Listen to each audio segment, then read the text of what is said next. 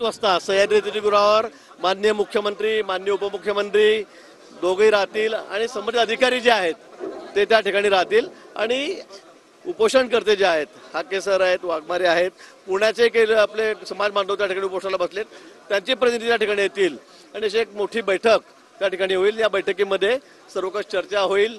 निश्चित आपल्या ज्या मागण्या आहेत उपोषणकर्त्यांच्या त्यावर साधक बाधक चर्चा होऊन त्यातून निश्चित मार्ग निघेल. हाके साहेबांशी आम्ही चर्चा केलेली आहे. हाके साहेब हे शिष्टमंडळांची नावं आम्हाला देत आहेत. त्यांची भुजबळ साहेब, प्रकाश शेंडगे साहेब देखील त्या बैठकीला उपस्थित राहतील, गोपीचंद पडळकर राहतील, अशा पद्धतीची मागणी आहे. शिष्टमंडळामध्ये तुमच्या कोण कोण आहे?